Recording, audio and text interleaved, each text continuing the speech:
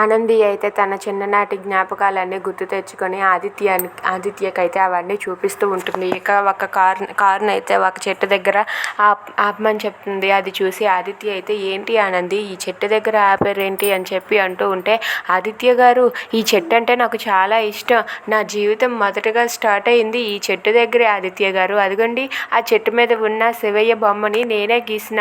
ఎలా ఉంది? నాకే బాధ వచ్చినా సంతోషం వచ్చినా ఈ చెట్టు దగ్గరకు వచ్చి శివయ్యతో చెప్పుకుంటాను ఆదిత్య గారు అని చెప్పి ఆనంది అంటుంది. అది వినగానే ఆదిత్య అయితే అలా చూస్తూ ఉంటాడు. ఇక అలా ఊరు లోపలికి వెళ్తూ ఉంటే ఆనంది అయితే ఆదిత్యతో ఇలా అంటూ ఉంటుంది, ఆదిత్య గారు ఇదిగోండి ఈ రోడ్ల మీద ఇలా ఈ రోడ్డు మీద నేనైతే సైకిల్ తొక్కుకొని నేను స్కూల్కి వెళ్ళేదాన్ని. అదిగోండి అక్కడ కనిపిస్తుంది కదా, అదే మా చిన్నప్పుడు స్కూలు.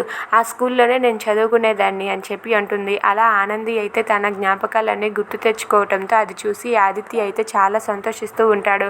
ఇక ఆనంది అక్కడికి కారు దిగి ఒక పెద్ద ఎన్ని ఎలా ఉన్నావు తాత, మంచిగున్నావా అని చెప్పి అడుగుతుంది. అది విని తాతయ్య అయితే ఎవరమ్మా నువ్వు అని చెప్పి అంటాడు. నేను తాతయ్య నేను సింహాద్రి బిడ్డ ఆనందిని అని చెప్పి అంటుంది. అది వినగానే ఓ అమ్మ నువ్వా, ఎంత ఎత్తుకు ఎదురుగావమ్మా, ఇంకా గుర్తున్నానా, మంచిదమ్మా అని చెప్పి అటుగా చూస్తాడు. అటుగా చూసేసరికి అక్కడ ఉన్న ఆదిత్యని చూసి, బాబు దొరలా ఉన్నావు బాబు, మీరిద్దరూ ఎల్లకాలం చిలక గోరింకల్లా కలిసే ఉండాలి అని చెప్పి ఆశీర్వదిస్తూ ఉంటాడు. అది విని ఆదిత్య అలాగే ఆనంది వాళ్ళిద్దరూ కూడా అలా చూస్తూ ఉండిపోతారు.